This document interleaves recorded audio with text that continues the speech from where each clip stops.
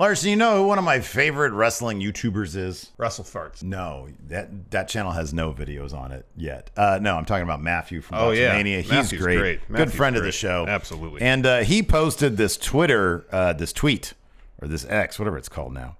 It says, what's your favorite wrestling rumor / legend no one talks about enough? And I think the genesis of this was this video from Justin Wong, who did a video about an internet rumor that Rick Rude injected his own prick with Viagra, and they had to amputate it, and so he, that's how he, and so, because you're not allowed to say on YouTube, and so there's all sorts of great, rumors and legends. Just random stuff, yeah. It's honestly, there's a lot of random stuff, but a bunch of these have some element of history to them, and I thought it'd be fun today to react to a bunch of these. Let's do it. I'll let you do this first, the one about Sid, because I know you're such a huge Sid fan. Sid traveled with a pet squirrel and once bet he could put it down his pants for a full minute. The squirrel bit his dick, causing him to fall over and crush the squirrel accidentally. So there's a lot to unpack there. This is the only one that I actually didn't research of the ones that I chose. Oh, interesting. I have no idea if this is true. I've never heard this before. Nor have I. I've never heard of Sid traveling with pet squirrel. Could be fake. Probably is fake. Probably is fake. I listened to a whole podcast about Sid, something to wrestle with. It was like 2 hours and no mention of a pet squirrel. I don't know if Bruce Pritchard would have mentioned this. I don't know. He's not shy about mentioning some of the more eccentric behaviors of some of the wrestlers. All right. Maybe we'll have to send in like a question to Conrad to ask him. Bruce, can you talk about Sid and the squirrel? Did he keep it? Did a squirrel bite his dick, Bruce? Did he put a squirrel down his pants? Rumor and innuendo. All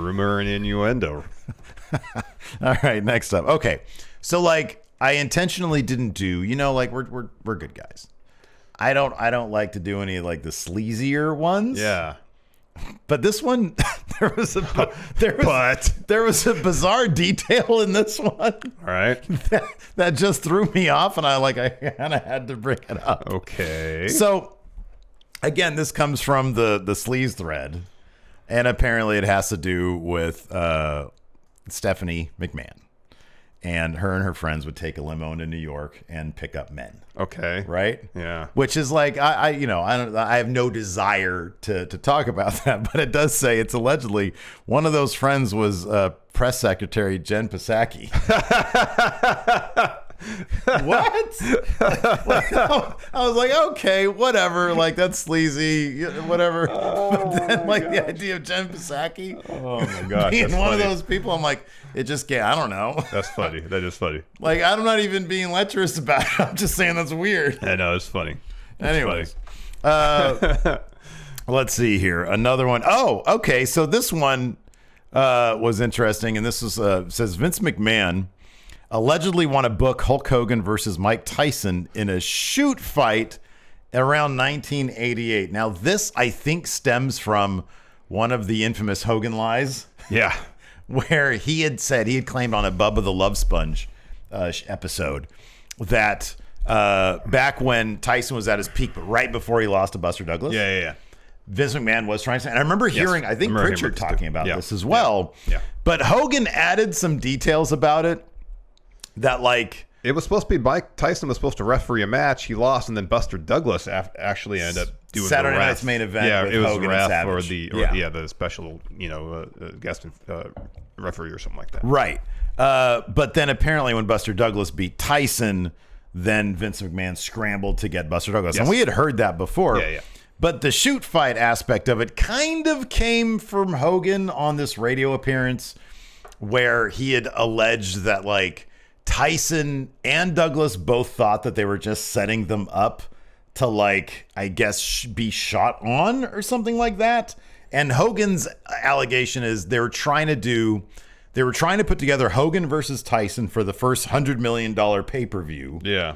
And I guess Hogan was kind of insinuating, it was weird because Hogan, he's all over the map. Yeah. Insinuating that he was going to shoot on Tyson, I guess, and Tyson might have been afraid of Hulk Hogan. It's a mess. Hulk Hogan, man, that dude, He plays loose with the truth. Oh, you got that right. This one I looked up, couldn't find anything about it. All right. Raven was considered to play Kane. Now, this to me screams of like a scoops.net thing. Yeah. Like back in the day, you and I would get on scoops.net to look at all our dirt sheet stuff. Yeah. And it was obvious that it was like completely fabricated, but it was like just this side of believable. I know, and it was one of the few places at the time you go for wrestling news that would post consistently on a daily basis. Yeah, we weren't getting like the Wrestling Observer. Although I think by that time, Wrestling Observer did have like an internet show. Yeah. So like I think it was like one of the places, but like we just didn't go to like. Well, I didn't really. I mean, I think everybody wanted to wrestling pay. news, and I think Scoops is like the first thing that popped up. All right, fine. They just knew how to work That's SEO. my place. That's my place. I'll go to Scoops. It was the only place that came up first. So they wanted Raven to be Undertaker's brother. Oh wait, what? Kane, you said, right? Oh yeah. Yeah, sorry, I forgot that angle. All right. I mean, one of the reasons that Glenn Jacobs works because like they're the same height. He's huge and jacked and buff and just as imposing as the Undertaker. Yeah, this doesn't make any sense. Like, I'm a huge Raven fan. And number two, like Raven was in WCW at the time. And then when he came in, I thought that there was a more substantiated rumor that Vince McMahon was like, who hired Johnny Polo back? Yeah, yeah. So like, I don't think that he was ever on the radar. That doesn't make any sense. I don't buy that for a second. Again, part of the fun is like trying to ascertain whether these tweeters are just completely bullshit. Do you have Hardy Boys joining DX in there? Again, that would have been mine. Yeah. You know, that or like I guess DDP did join the Wolfpack at a house show. Yeah. Alleged by Scoops, I guess. Yes. I don't know. So this one is probably the most well known. Says the rumor that Christopher Daniels was supposed to be the higher power. Yeah. Now he actually spoke on this, I think like last year or over the past couple of years, he spoke about this and said that he was never really close to signing with WWE. That he went to like with Dory Funk Jr. He was in the same like sort of training class or audition class or whatever as I want to say like Kurt Angle or somebody like that. I forget if it was Kurt exactly. But that he himself had just very recently heard this rumor. You and I had heard this like 20 years ago. This is years old. Ages ago. Because he was the fallen angel. He had that sort of mystique about him. Yeah. But he was like, no, I had never heard that until recently. And on top of that, it doesn't make any sense because I'm small comparative to everybody else. Yeah. And like the crowd wouldn't have known me. Yeah. And like it wouldn't have made any sense. Yeah, no, you mean that there's a lot of truth to what Fallen Angel says there. Right, exactly. I like this next one because this one totally is true and is confirmed. And this one says when Bret Hart nearly finessed a jump to WCW while Intercontinental Champion. Yeah. So he actually said that this is true. He was negotiating. He was negotiating through Brian Pillman. Not Junior. Brian Pillman. Yeah. Junior was on NXT last night. He was negotiating with Brian Pillman, or through, that was the back channel. Yeah, back channel to WCW. To WCW. His contract had expired, right? This was in 92. Oh, okay. Yeah. And he was Intercontinental Champion. And the idea was he was going to lose to the Mountie, which he did at a house show, and then show up right afterwards, because Meltzer picked up some of the story as well, and then showed up afterwards with the Intercontinental Championship as a way to get back to at WWF for doing the thing with Flair and the big gold belt. So he was trying to, but then I guess Flair told Bret Hart, he was like, look, dude, they're not going to know what to do with you, and they're not going to pay you as good as Vince is going to pay. Wow. Yeah. So yeah, there was some truth to that one. That would have been Interesting. There's also, well, I'll get to this one in a second here. This one I could not verify either. It says, always heard of a story at a house show that something went wrong and King Kong Bundy pinned Hogan in a title match when he wasn't supposed to, and to save face, he demanded a 5 count, and Hogan kicked out at 4 to continue the match and win. And then somebody after him says, I believe I've heard the same story, but I can't call it anything more than hearsay. So I wonder if it was one of those things that just sort of got around. Yeah, that could be. Yeah, I've So heard that before. That's kind of it. I'd looked that up. I couldn't find it anywhere. Yeah. All I found was like the reason Bundy left WWF was because on the down low, which I don't even know how you can do that, he did like a commercial for some sort of electronics company that he was told was like a really small company, but it ended up being like a division of Sony or Philips or something like that, doing like $6 billion in sales. And so Vince found out about it. You got in trouble, huh? And got in trouble, and Bundy was like, well, fuck off. Yeah. I'm out of He here. thought he was doing a commercial for Federated, huh? Yeah, for consumers or something. But and apparently that's why, I don't know, still to this day, is King Kong Bundy in the Hall of Fame? Do we know? I don't remember. I don't. The people were claiming that he wasn't, so I guess he's not. I don't know. Okay, this one again, completely unsubstantiated. But this guy says, I read rumors hearsay thread years and years ago. One of the stories was that Vince McMahon would routinely sing his theme song under his breath while walking around backstage. This person says, I made the decision to take that as fact from that day. No chance. That's what you got. God damn it, pal. This song of mine is so good. That's what you got. WT gentlemen and too strong. Pussy politicians. I don't even know how it goes. I don't know how it goes either, but that's close enough. I could see that. That I believe. That I believe. We actually know somebody who might be able to verify That's that. true. I imagine him in the gym. He's doing the squats. No chance. That's what you got. Yeah, I believe that. That I believe. Here's another one. Triple H was meant to be in the NWO when it came back.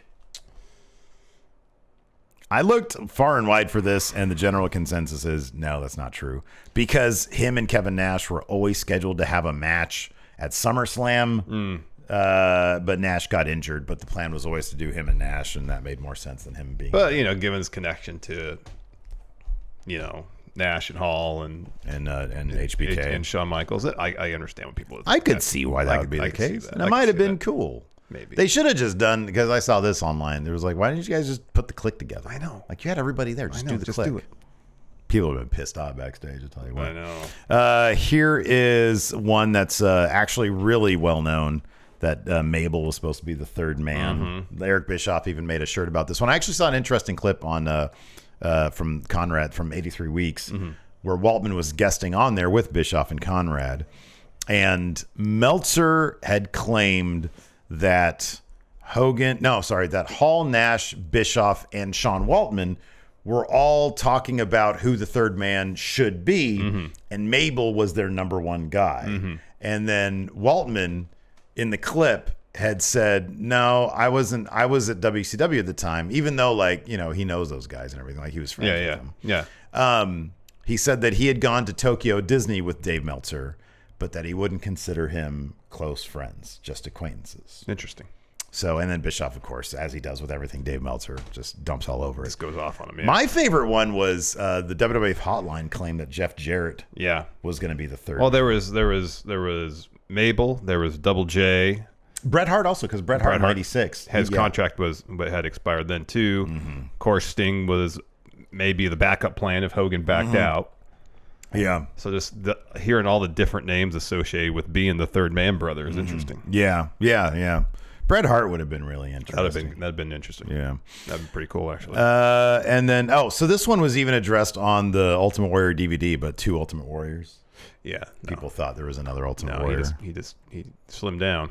I still say there were like 6 Hulk Hogans. Because it's sort of the same thing. It's like you're on and off different chemicals, and you have different workout regimens. And your body changes, yeah. Your body changes, your face changes. It does, yeah. I can see why people think there's more than one Ultimate Warriors. You look at Hulk Hogan, he literally looks like a different person, like 5 different times between like 1979 and 1993. I know, yeah. Cycling on and off things. Yep.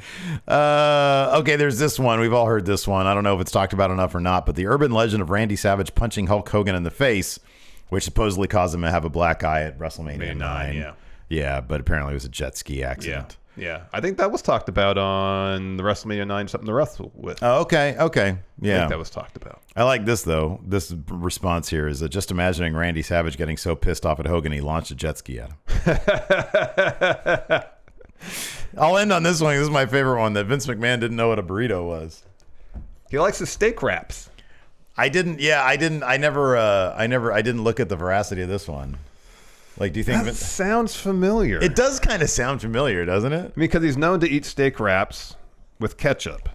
Like, that's been talked about. But for some reason, I feel like there's a story that I read that he didn't know what a burrito was.